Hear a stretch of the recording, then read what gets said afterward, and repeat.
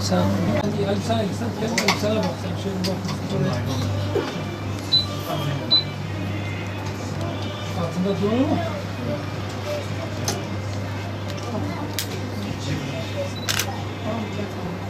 Sen ayakkabıları giysen sen bunun denedin mi ölçersin?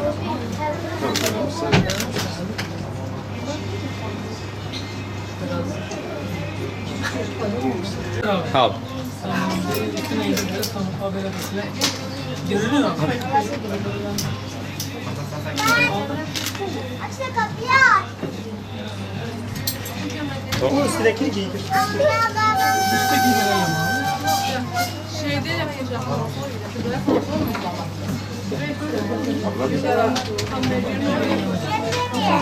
Pantolonu otur be. Sen adı neydi? Kısmet.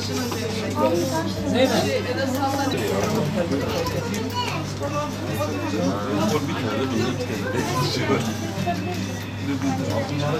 Bu mübarek günde Avrupa Yetimeli, Avrupa'da faaliyet yürüten Yetimeli Derneği'nin bizde olan katkılarıyla beraber biz Urfa Umut Kervanı olarak Avrupa Yetimeli'nin gönderdiği paralarla 50 yetim çocuğumuza giyim, tepeden tırnağa da giydiriyoruz onları.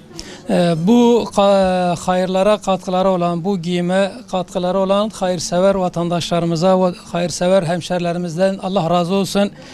Gönül isterdi ki bu sadece 50 değil 100-150 olsun ama elimizdeki imkanlar budur. Yine de Avrupa'da faaliyet yürüten Yetimeli'nin kanalıyla bize gönderilen hayırseverlerin gönderdiği amanetlerini sahiplerine, bu gençlerimize, bu çocuklarımıza ilettik, ulaştırdık. Allah kendilerinden razı olsun.